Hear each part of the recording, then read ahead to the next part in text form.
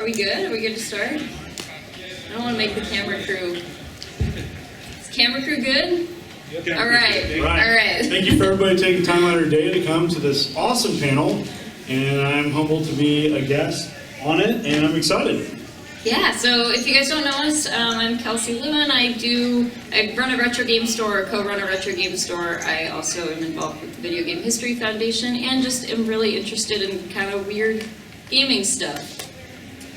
And I am the immortal John Hancock, and I've acquired an eclectic mass amount of games with the future plans of the museum, and starting to get serious about that. So my Nintendo collection is on display in the museum, complete in box. First time that's happened ever. And I love the oddball stuff. I've been covering oddball stuff for a long time, kind of known as the oddball collector. And I like weird stuff. It's just fun.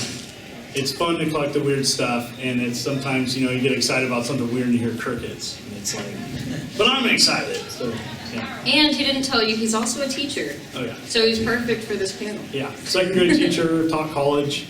I taught Intro to Game Development at Portland Community College, and, put history into that class and psychology. And yeah, good. All right, so let's talk about some weird stuff today, guys. So games, as you probably know, are made for a lot of reasons that are not game-related. There's educational games, which is kind of the most basic thing, all kinds of things you'll find in a school or online. And then there's also some with like medical incentives, things that try to use gaming to incentivize you to learn more or do more for your health. There's corporate learning things, like you guys might have seen a couple years ago, McDonald's was training their employees in Japan with a DS game.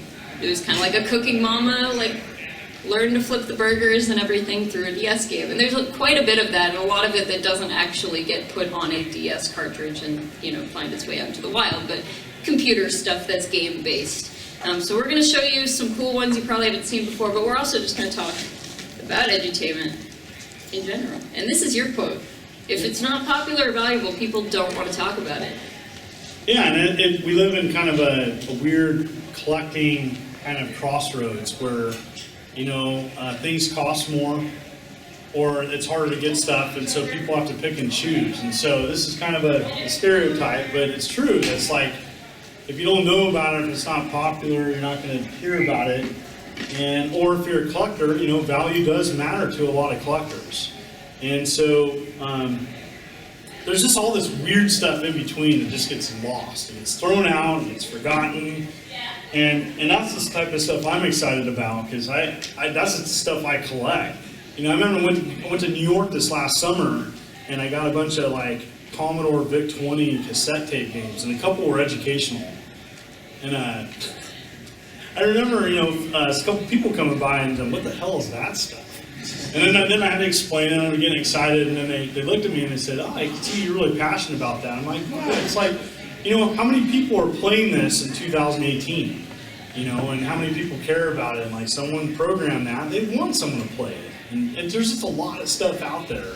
Weird, import stuff or unreleased stuff, and then old computer stuff. How many of you guys were here last year for PRGE? Quite a few of you. So you saw the Atari exhibit last year. That's one of the organizers here, Rick, his collection of Atari stuff. Awesome. And there is so much on the Atari that it's not, Atari's not super well documented because people were making games in their basement and they were selling them through mail order, and a lot of this stuff is edutainment. He's got, what is the toothbrushing one? Tooth protectors. Yeah. Yeah. So there's a lot of ones that are like that are supposed to be kind of a medical or educational type game that we know of like 3 out there, that kind of thing. And we're lucky that we even know that they exist. And then fast forward to like after the crash happened, and then people really just moved to playing on computers. So you got like Commodore 64, and there's like 10,000 games, and overseas is ZX Spectrum, and then Atari 8-bit and that stuff, and just like educational games on those just balloon. There's just thousands of games out there that just maybe a few people have played or remember. So yeah. So this stuff is important though, especially edutainment, not just weird stuff, but especially edutainment, is important because it's a lot of people's very first game. Like the first thing you played might have been Oregon Trail or Math Blasters or something like that. I know I'm dating myself here because you're probably like, that came way later. But, but you might have played something like that as your first game, and that might be what got you into gaming in the first place. And those ones that I mentioned right there, Oregon Trail especially, that's a legitimately very effective way to learn. I don't think I would know about the Oregon Trail if it were not for that game. I don't think it was taught any other time, or it was a blurb in the history textbook, right? And I take an Apple IIc into my classroom and play it, and the kids have beat it on original disc, on original hardware, hooked up, and this last year the kids beat it. They still love it? Oh yeah. That's awesome. Oh yeah, they get guns, they get to shoot stuff. Sorry, I mean, it's true. It's hunting. Resource management is how we teach it. Yes, Resource management. Resource management. And edutainment is also where a lot of developers got their start. You know, this is kind of what's considered a low-level game dev job usually, right? I mean, there's a lot of edutainment companies that sometimes they're being put on stuff like Wii or 3DS, but in general, especially PC, there's just, or App Store at this point, endless edutainment, and it's where a lot of developers can really get their foot in the door and get a feel for what works. And of course, the fact that games can be educational helps gaming get taken seriously as a medium, the same way that like books can be both educational and for fun. So people don't typically make fun of fantasy novels because they know that books can be good for multiple reasons, right? And it's the same kind of thing with games. So having these educational games, and especially for like my parents, seeing that, look, Mom, Oregon Trail is educational. She was like, okay, I'll buy it for you. That's how it works. They feel like they're helping rather than just letting their daughter play video games all day. So you guys, I already mentioned a couple of these, but you guys know some of the good ones. These are ones that have been particularly effective, I feel like, in teaching what they teach and still being fun, right? What's your favorite? So of all time, I mean, Oregon Trail is a big one, and just because I still play it, I still play it every year. I still play the Apple II version, and I even have the handheld's kind of a mishmash. I don't know what version of it is. Has anybody seen a handheld of Oregon Trail? Yeah, it's pretty neat. I bring that into my classroom too, and they play on that. But it's a great way of teaching. So one of the standards of second grade is old versus new. That people a long time ago, they dressed differently, they had different jobs, they had different things that they needed to do to survive. And Oregon Trail does a great job explaining that, because not many of my kids in my second grade class have hunted. Haven't hunted to survive. Fixing a wagon, how far is that actually? And so we have a little track, and so we map out how long the Oregon Trail was, and 4 laps around this little track is 1 mile. The Oregon Trail was a couple thousand plus, and so it's like it's just a great way of demonstrating what people went through a long time ago. And the kids get a great general understanding of it to this day. There's other versions of Oregon Trail. There was one on 3DS. There was one on Wii. But the great ones on computer. I like the Apple II one because I grew up with it on a monochrome screen. But there's other games too. But I think, to me, Oregon Trail is an example of a very successful and popular educational game. You don't even know you're learning. You're just playing a game. But then you're learning all this stuff as you go along. So because you are a teacher, you already gave some examples of this, but I want to know how you use educational games in the classroom. I mean, the Oregon Trail example is awesome. Yeah. I hope you don't make your kids walk that track. Oh no, we do 1 mile. 1 mile, okay. We do 1 mile. So we do 1 mile, and it takes all of recess. So 1 mile, approximately 15, 16 minutes. So okay. Ish. So one thing I do is we have a lot of educational programs, and our school got laptops, and we're really blessed to have that. And so we do a couple programs. iReady in Washington. Even iReady, the estate assessment, the kids take a break in between this assessment, and they play a little video game. And it's a cross between like Breakout and like a pinball game, and they like it. And it's cute, and it's fun, and it's just, you know, I'd love to like play it, but it's in this built-in this assessment program. They play it for a couple, like a brain break, and then it goes back to the test. There's this other website called Moby Max, and they have all this great math and language arts and phonics, spelling, and all this, but they can earn minutes of game time, and then they go to a little balloon on the top, and they click it, and you can play a multitude of games ranging from Tetris to something like Doodle Jump, you know, like a Pac-Man ripoff and some Breakout. But it's all, you know, it's all relatively simple, harmless, educational-ish. You know, I got a couple with letters and words and stuff and matching. And, yeah. Yeah, the incentive-based stuff is a slightly different spin on it, but I think it's effective too. Yeah. And how have educational games shaped your interest growing? Because I mean, if you guys don't know, he's like the biggest collector in probably all of Washington, maybe the West Coast just entirely. Just a cog in the wheel. So how is that? I mean, I know you were excited about your educational Commodore games. Okay, I got a great story. Yeah, I want to hear about how it shaped your collecting. Well, to be quite honest, when I first started college, I was very young, and being male and early 20s, I was not ready for all my friends to leave and to go to prestigious schools, and I went to a community college because I didn't have money, and I stayed and I barely passed the first 2 years. I was just tough. I just was not ready for college. However, I am very thankful to have a Texas Instrument graphing calculator, because my friend, I was having a hard time staying in class, and he's just like, you know what's going to help you here? I'm going to download this, and you're going to have all these games. What? You can have games on a graphing calculator? Oh yeah, there's all this great stuff. You got this, you got Centipede, you got this and that. But, you know, taking kind of an educational device in which there was educational games there, and it helped mold me to appreciate those types of games. And then when I got older and I started having disposable income, I pursued getting that with weird games. It really made me want to, like, oh my gosh, there's a game for that? Someone made a game using like a pocket TRS-80, you know, portable. Someone made like a weird type of scramble game, but these are just small examples. There's a lot of, has anybody heard of Trivia Quest before? Atari 8-bit, okay. That's a great example of a great game that has action and like, it's got some role-playing aspects of it, and then you can like earn arcade games in it. That's a great game. My friend introduced me to that. So it's a great Trivia Quest. It's a great game. A good example of like a game that nobody talks about that much.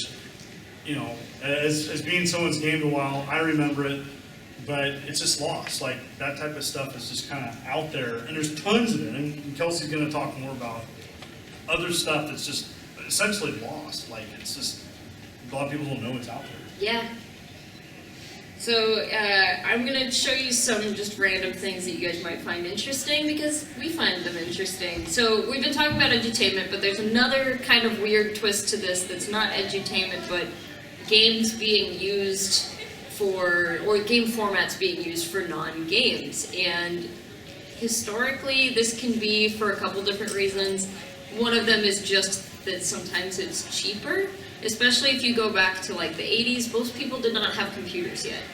So in some cases, it was cheaper to assume that someone had something like an NES. If you guys, anyone heard of the Racer Make Challenge 2 on NES?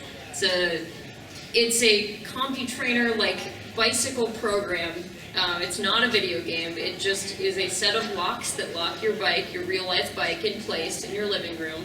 And then it helps you train for a marathon.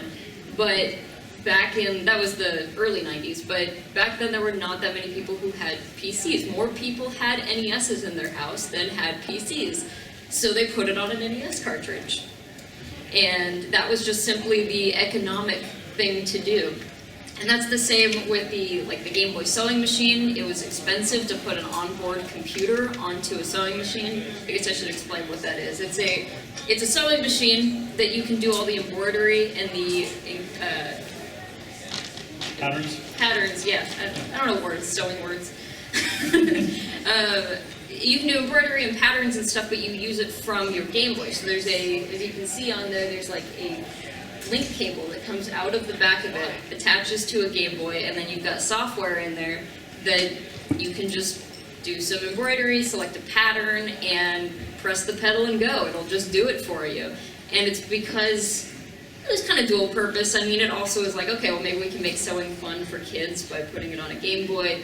But also, Game Boys were like $80, and computers, especially making a custom computer to go on board with that, to program it yourself, I mean, that could have been hundreds, maybe even $1,000. So as a result, this thing was able to retail for just a couple $100s, which was great. It was like the cheapest computerized, you know, is the cheapest way you could put patterns and embroidery on something. This one below it, this is a Famicom game, so this is Japan. This was retail hardware for building a bike. So the only way this exists is in dealers who carried bicycles and were allowing people to customize bicycles. And it was a program sitting in a Famicom on a TV inside these bike shops. And you would walk in and you design your bike with this little game, you know, some cute music and everything, and then they'd spit out an actual bike for you. So there's some weird stuff out there that's not necessarily games. All right, who likes Cooking Mama? All right, some of you get. Cooking Mama's great. Don't be ashamed of that. This is Cooking Mama, essentially. So, Ajinomoto, they're a Japanese food company. They also do like condiments and mayonnaise and stuff. They gave away this Super Famicom game via lottery. There were 10,000 copies of it. And it's a bunch of cooking mini games and learning about the history of various food products. And so, yeah, so you basically just would buy food as you normally do in Japan at the grocery store. You send in your little, I guess, the equivalent of box tops, you know, whatever you, something you rip off and send in, and then hopefully get one of these cool games. And there's some mini games in there that are a lot like Cooking Mama, but obviously this is far, far before that. So this one's pretty cool. Now this is really cool. And one that I actually was supposed to have a video out about today. I'm sorry. It'll be out in a couple days. So the Buco is a blood glucose monitor that has a bunch of built-in games, and they're not glucose, not diabetes-related games. They are just games. But it's incentive to make you test your blood sugar, because no one wants, I mean, who likes testing their blood sugar? I know. Yeah. Being diabetic, I know. Are you diabetic? I'm diabetic. I did not know that. Okay. Yeah. Well, shoot, I have 2 digits you can use if you need some more incentive to test your blood sugar. No, I'm not. I don't have to test it all the time. Okay, good. Good. So these were games developed to be legitimately fun and not in a, you know, Captain Novolin or Packy and Marlon way. Yeah. Like, these are supposed to be actually fun games that are not about diabetes, but that would help you, you know, you earn things in the game through testing your blood sugar, so you're going to want to do it. So there's, you might notice it says Buco/Digit. There's 2 versions of this. The first is called the Buco, it's for the Game Boy Advance. This was only released in Australia in a very limited market, and Bayer bought out the company that created it and recalled and destroyed all of the remaining units. This is an undumped game. This is an unfound game. I know of 1 copy in the whole world, and it belongs to the founder, who I've reached out to, the guy who made this thing. Now, I did find a developer with some dev builds, and unfortunately this is not my laptop, so I can't show you guys. I was planning on showing you guys. I'm really sorry.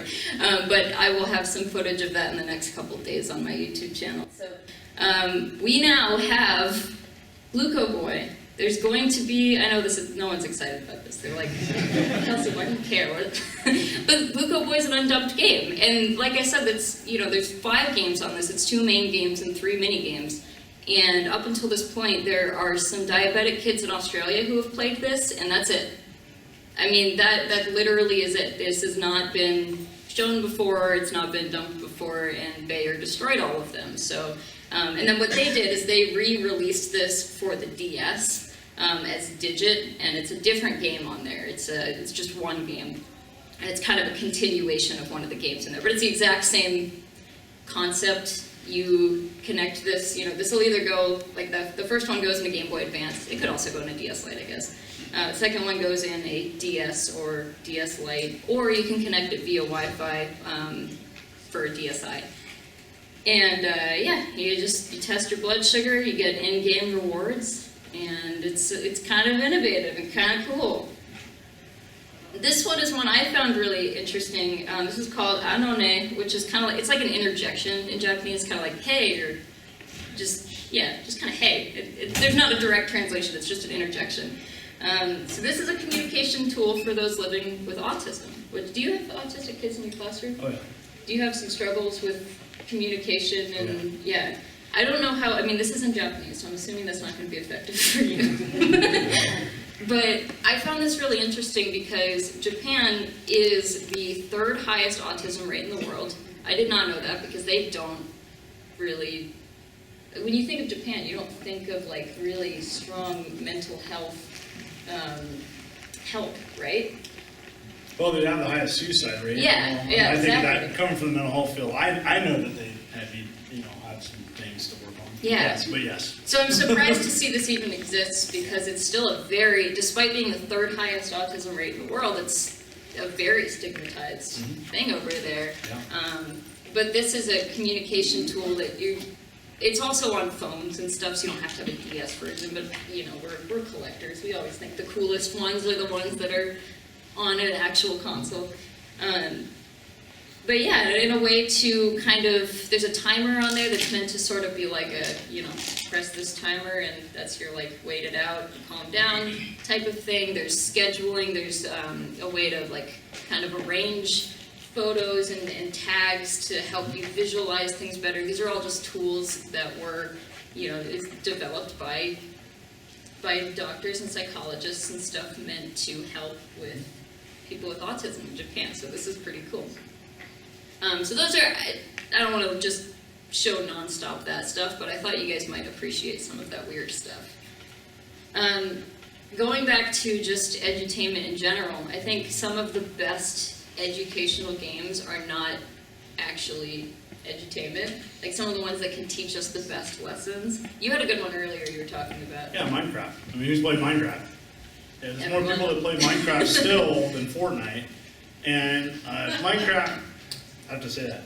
But yeah, Minecraft to me, there's so many things that you can do. I can't use it in my classroom because it requires internet, and that's a challenge. I'm trying to work with maybe down the road, finding a way around that. But there's so much you can do with Minecraft. And yeah, there's a build, and there's you can do all sorts of stuff in that game. But I did a YouTube video where I just show my class what my son built, and just simple mechanics of like using redstone to make contraptions and fireworks displays and power machines. I mean, you could just go on and on and on. And what I like about that game is it's not overly complicated. You have to figure out the menu and how to build things, but there's a creative mode and you can just make anything in it. And it's just a really great way of introducing, it's kind of this weird hybrid of a game because it's fun, but then you have all this build aspect to it and creativity, and it's a really neat game to get a child into gaming if you want them to learn things too. And then, some of these I grew up with. I absolutely love Animal Crossing. I know you're a huge fan of that. My son is a fanatic of New Leaf on 3DS. Grew up with World of Warcraft, SimCity, Age of Empires. Played Cooking Mama. Good game. Good game. I don't know why I keep bringing up Cooking Mama today. Well, it's a good game, but it's that whole thing of, this is a good example of how it's a game, but it teaches you things. And so there's so much about a game that can teach you more than just beating something or conquering something. It teaches you resource management. It teaches you, I have to conserve my energy or conserve my resources, especially like Oregon Trail. Yeah, and and those are even like abstract concepts, but on like a just totally literal level. I know everything I know about mythology came from Age of Mythology. The reason I know the names of any Greek gods, Egyptian gods, because I loved Age of Mythology, and it stuck with me. And that's the same for Animal Crossing. If any of you guys are fans, you can probably like identify the fish at the aquarium, right?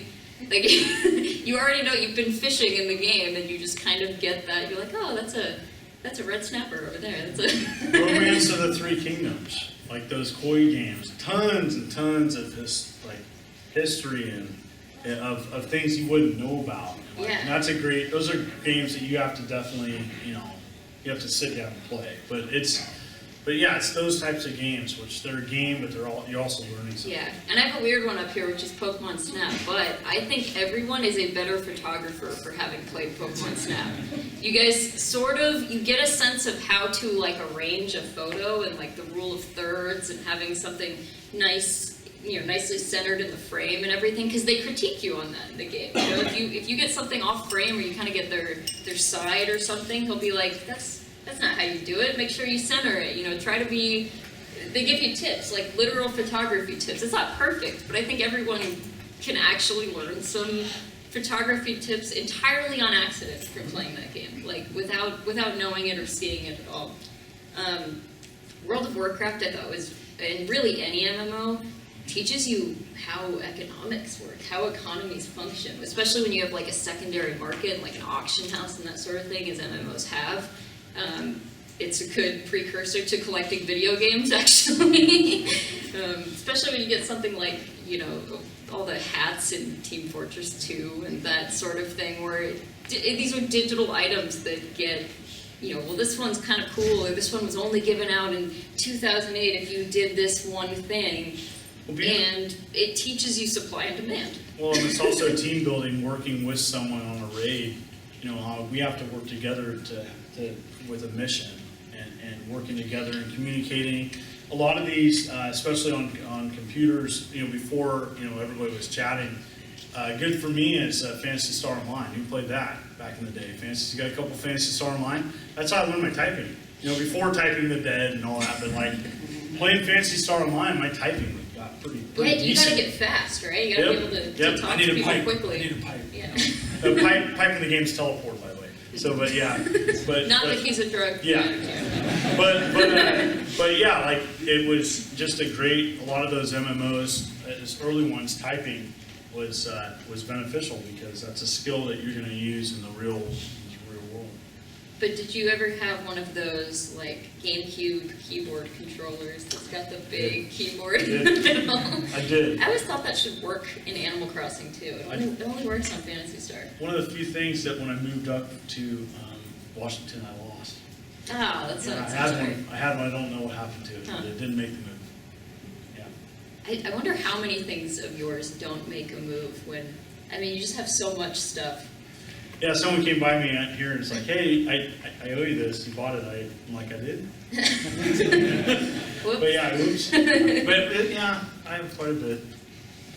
So, because we've been talking about especially like older stuff, PC games, we were talking about the Atari stuff that no one, that we know of, like 2 copies existing. There's a ton more out there that we don't even know about yet. So what can you do? That's what I always like to turn these things to. You can connect with other people and just kind of, if you are ever confused about something, you find something that you don't know, you can always, first of all, you can tag us on Twitter, and people do that pretty often. But go onto these forums, go to Atari Age, Nintendo Age, any of those collecting forums. There's even Facebook groups that are really good for information. And we've been able to find a lot of really, there's legitimate historical digging going on when people share things. So if you find something and you can't find information about it, just put it out there. You don't have to find it yourself. Someone else is going to get interested and try to join you and help out. Absolutely. So, dump the files, take photos. If you're not able to, not everyone has the resources to take the data. Dumping is just taking the data, basically, and saving it so that it can be played and replicated and stuff again. Not everyone has the resources to do that, but again, if you just share and say, I don't know that this has been dumped, I don't know if this is out there, someone's going to reach out and help you out. But taking photos and taking videos is really useful too, because a lot of times all we have is like one grainy photo that someone snapped of something, and that's the only reason we know something exists, is from like one guy's grainy photo. Yeah, and I want to just add this out there, and I'm really big on this, so everybody may not agree with this, but I know some collectors, they hoard onto like a prototype or a one-of-a-kind item because of value-wise. Think of the long term. That needs to be preserved and dumped. And, keep it or have a place. You don't have to, publicly have it, but, that's the type of stuff that gets lost. And there's Atari games, games of yesteryear that got lost because people didn't think about thinking of the future. Now that we are still around, even the older gamers, we have to start thinking about that and preserving this stuff while we can, because there'll be a time when we can't. And if it's on an older hard drive or an older system, get a duplicate of that. Don't rely on that thing that could crap out at any time. We have to start thinking about preserving games more than our personal collections, because what's going to happen is that people are going to die, and then all that stuff, the wife or partner or spouse gets to have to take care of it, and guess what they're going to do? I want this stuff out of here. It's painful to see. I don't want to see it, or I'm just going to do a flash sale, and whatever I don't sell, I'm just going to throw in the garbage. And it happens all the time. We have to start thinking about that now. Absolutely. And if you are one of the people who's worried about the value of your unreleased stuff, the Video Game History Foundation has what we call a cold dump, and it's just where we're not releasing it anywhere, but we're at least making a copy and saving it, so that, if you're adamant that it needs to be, you need to have the only playable one, that's fine, but we need the data when you die. that's what it comes down to, pretty much.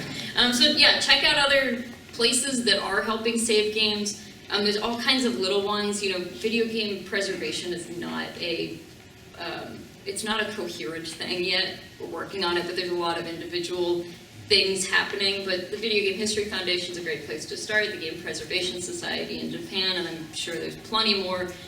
Check out the National Video Game Museum if you ever find yourself in Dallas, Texas. Great place.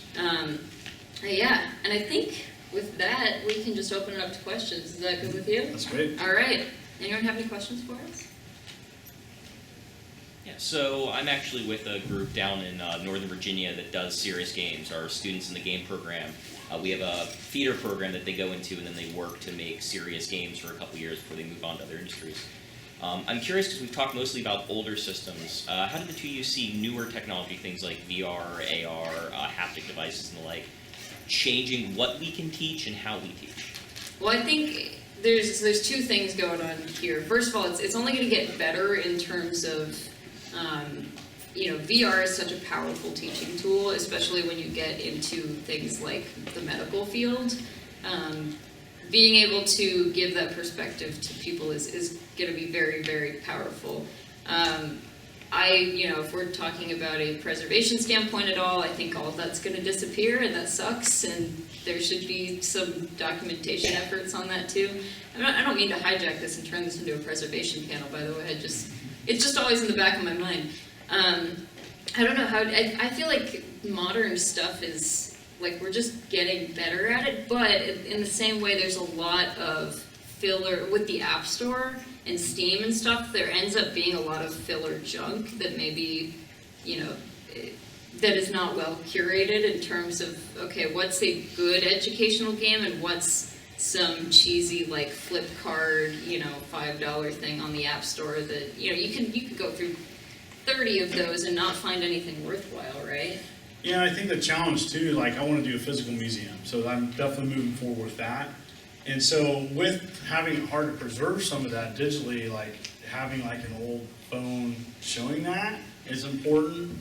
And it's hard too as a teacher where, due to rules definitely on states, this is a really cool game, I'm gonna keep this, and I can't take this out, I'm a teacher and that's school property, that was someone's work, they're the programmer of it.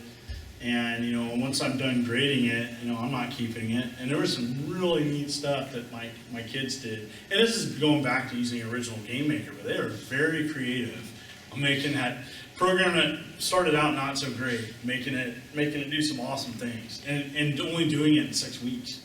And so it's a challenge. I think that both are needed. That I think that preservation and just seeking stuff is a constant struggle, both physical and digital. Other questions? We can just dance. Yeah. You're probably better dancer than me. I don't think Yeah, so. well, how about this? Kind of like, okay, how much time we got? We got a little bit more? Yeah, we got another 15 minutes. Okay, so who remembers, it's an educational game. So there's so much out there that a lot of people don't know. I brought up Trivia Quest as kind of obscure. Who has an educational game that they grew up that impacted their collecting or really molded them into wanting to play more games? I'll start. There was this Dinosaurs PC game, and I can't even remember the name. It's something dinosaurs. But if any of you guys grew up in the early 90s, maybe you remember this too. It was a dinosaur PC game it was a bunch of different things. You could design your own dinosaur. You could go on like a dinosaur safari. Could you color a dinosaur? You could not color, Sorry. well, kind of. I mean, you could put color on them. Do you know what I'm talking Did it about? have a walk-a-dino mode? I think so. That sounds I right. do remember that. I was really into dinosaurs as a kid, but this was one that I played non-stop, and I still have all this dinosaur information in my head from that game. Okay. How about Typing Tutor? Who played a Typing Tutor game? I mean, those are like, ASDF, JKL Sim. I mean, it's like, Typing Invaders or like any type of those games. So you nod your head. What system did you play it on? I played one, I don't know if it counted as a game, but like a typing program in school, like grade school. And that didn't help me that much, but it's interesting. Who's played Typing the Dead? Dreamcast. Yeah. I saw a high school teacher have it, and I was like, oh man, that's cool. And yeah, he had his dream. You just gotta do Pokemon typing if you want to make it like kid-friendly. Yeah. Pokemon Typing. It's on the DS. Back there, yes. Blaster games. Oh, Yeah. Blast! Yeah. Yep. Yes. Me and my friends, we'd always play Flight Sim. Oh, yeah. Flight Sim was like Yeah. the best thing ever. Absolutely. Simulators are educational, like a lot. I mean, Yeah. I wrote SimCity on that one slide, but like you could apply that to any sim game. Yeah, you could do James Flight Sim, Microsoft Flight Sim. We had a lot of, I used to work at a GameStop and had a lot of airline pilots and people that were in the military, and they're always buying that stuff. It was neat to see that, because to them it was more than a game. It was getting an experience of being in the cockpit again or something. It was cool. It was really neat seeing that. And even something for like sharing like Roller Coaster Tycoon. Oh, I yeah. mean, most people aren't going to go out and run a theme park, but at least you sort of understand like there's a lot of logistics going on, right? You got to try to keep people happy. You got to get all the, make sure you have adequate bathrooms and trash cans and everything. They're very picky. So Speaking of bathrooms, Sims, with people, right? And who wanted to build the room? Oh, okay, I'm gonna take away the bathroom. you just delete the ladder in the swimming pool. Yeah. Yep. Then they drown. Oh yeah. No one played Sims like a normal person. Oh no. You always wanted to do the things It's that like- you weren't supposed to. Yeah, it's like psychological experiments, but legal Yeah. and ethical, I guess. Yeah. So. That's great, right? All right, who has others? All right, this is good. Let's get the ball rolling. Yes. I remember when, I think it's a Head Start first grade. Okay, great. The Jumpstart, yeah. Jumpstart. They would give you this like over the summer, and it was like kind of a survival horror game in like a castle, and you would do math to save your friends from being killed. All right. That is some intense stuff. Would you use that for your second graders? Because I think death is maybe a little intense for second graders. Yeah, I mean Oregon Trail. Oregon Trail is much we better. hunt in that, and And you we die. talk about guns, but it's survival. Like you're not using guns to kill other people. You're using guns for your food, and because if you don't have food, you're dead. And so in bullets, you have so much bullets, so you can't just fire your gun. You have to fire the gun for hunting so that you can survive. And you have to go and resources. I have X amount of money at a store, and I have to manage that. I have to spend some on resources, but keep some behind. I have to get spare parts, and oh man, that game's great. So, all right, yes. I have two. One of them I think is Kid Pix. I love Kid Pigs. And I think that's where I learned like Hall of the Mountain King and a lot of like really horrible like paintbrushes. Okay. And then the second one, I think if I remember correctly, it's like Franklin. Okay. And Yep. this is like, I think. Is that the one with the turtle on it? Yeah. Okay, And I think yeah. there's actually like a race like between like the turtle and the hare or Yep. something. And like, I don't remember at all what it's called or anything. Okay, did anybody experience the PlayStation Lightspan games? Raise your hand if you know what I'm talking about. So PlayStation did a series, of reading level educational discs for the PlayStation, and they were sold to schools on both computer and PlayStation. I have several of them. I don't have the full set, but it's really interesting. And so, yeah, I totally forgot about Yeah, that. I'm going to bring up another weird school one, actually, and this was one that the Video Game History Foundation found last year. It's where in North Dakota is Carmen Sandiego? Right? So some fifth grade teachers in North Dakota commissioned why am I blanking on who made Carmen Sandiego? Broderbund, yeah, that's right, Broderbund. Commissioned Broderbund to make a game for they really wanted to teach their classroom about North Dakota history. So they commissioned, Broderbund was like, sure, yeah. And they did it. So in this one school, this one middle school in North Dakota was where in North Dakota is Carmen Sandiego. And thankfully we have it, it's preserved. You can play where in North Dakota is San Diego, or what? Where in North Dakota is Carmen Sandiego? San Diego is not in North Dakota. That's all good. Yeah. Way back. Pokemon Typing Adventure actually has a Bluetooth chipset inside the cartridge, and the Bluetooth keyboard can be used for anything. Oh yeah, that's true. That's pretty cool. Very neat. keep your Pokemon typing keyboard and Nice. use it here. All right, anybody else? Yes, sir. I will mention Civilization pretty much carried Yes. my history classes Absolutely. in high school. Yeah. It's so good. You learn all this stuff on accident. You just, and the only thing it doesn't teach you is Gandhi, right? You might go in with slightly the wrong impression. Yeah. Yeah. I actually have another question as well. John, growing up, how was educational video games, or how were they perceived as you were growing up? So second graders now obviously get Minecraft and all these games, but you mentioned educational video games used to legitimize video games. Did you ever have any consoles in the classroom? Or I anything? had a Commodore 64 and Apple II were the two computers I grew up with, and they just had a lot of educational typing stuff. We're going to learn about states and capitals, or we're going to do letters or reading, and it really, Oregon Trail was bam, that's a game. Oh my gosh, that's, that was you didn't think it was so, I don't know, Dry. dry. Yeah. And dry is a great word. And so there's other stuff out there. I think of another game, it's slightly educational. Who knows Alpiner on the TI-99, Texas Instruments TI-99 4A?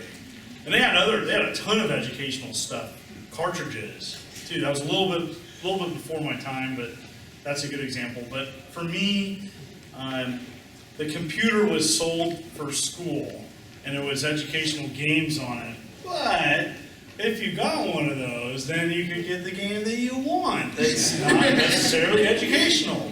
But it was kind of to me, kind of Pandora's box, where this will help you learn, and there's some great stuff on there, but then I'm going to get this, which is, just entertainment. Did I answer your question? Yeah. Okay. In the back. So, maybe a little bit more question to the topic. As an education, this is a little bit more of a modern game, but Assassin's Creed Origins, the discovery mode that they did with the Egyptian. As an educator, how do you feel about developers kind of incorporating that a little bit more historical kind of discovery into their games? Is that something that you can take advantage of? Or? Well, as a second grade teacher, no. But I think if I was teaching in college, absolutely, having that, and I did this all the time, where I'm going to open this up, and what did you learn in the game that you were playing? Is there anything, even a game like Call of Duty World War II has some at least weapon information about some weapons that they used back in the day, and I think that's a good example where you can take a sliver of a game, and you could do a lesson plan or multiple lesson plans on this and show what's accurate, what's not. You could do, fact or fiction about that game in general. You could really branch out. I would say, in the right audience, I would say probably high school / college. It all depends. M-rated stuff, especially now as a teacher, depending on who your principal is, how you teach. That leash can be very short or very long. And for me, I'm blessed where I'm the game guy. I'm the YouTuber, and so I have some flexibility of what I can show. But for that second grade, it has to be E-rated. It has to be E-rated. I can't show anything else. So But for I me, do- it's a rating issue at my age. Yeah. And if you get older, then you have more flexibility. But I do love that is a thing. I'm curious to know how much it's utilized. I mean, I've seen a lot of articles about it. Like, everyone's excited that it exists. But I'd be curious to know how much it's actually being used to learn, because I think my feeling, and this is really just a gut feeling, is that we learn more, and we're more excited about learning if it's accidental, like we're talking about with Age of Empires and Civilization and Age of Mythology and that sort of thing, where we just naturally get that without it being too, without it seeming like, okay, you go in here to learn now.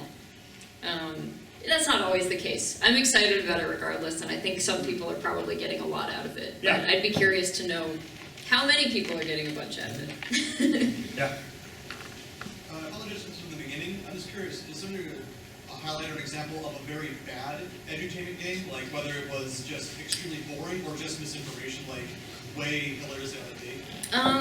Misinformation I don't know about off the top of my head, but I think there have been a lot of like cash grab educational games that are bad. Things like Mario's Missing and like, Sonic Schoolyard, what is that? Schoolhouse, thank you. Yeah, I think a good, like, taking a license and really, at the end of the day, asking the teachers, are the kids learning anything more? Yeah. No, they're not. And so, a good example of that, and this is, I want to skate on thin ice here. So Prodigy is a good example, okay? I use Prodigy in my classroom, and it's like Harry Potter meets Pokemon with some math. And I really was excited about that last year. We got 2 minutes, okay. I was really excited about using it last year, and so I said, I'm going to really set this up and connect the math. So the kids have to battle each other, and then they have to solve a math problem. But the problem was, the kids wanted to play and not do the math. And so it's a balance of finding that happy balance of like, it's a great game, but it's not kids aren't learning that much. And so I use it like candy in my classroom now. It's a reward, and they can play it like during recess or something. And so it's a challenge. And so not, I guess bad as in sometimes either the game becomes bland, it's too bland and not fun, the kids don't want to play it, or it's a great game, yet they're not learning anything. They're not really growing, learning content. It's always a challenge. Yeah, I don't know of any that are just straight up misinformation, but there's a lot of, what you just said, those two things, dry or it's too fun and forgot the learning part. Let's learn about phonemic awareness. All right, I think that's pretty much our panel, right? We got to wrap up. So thank you so much, guys, for being here. I really appreciate it.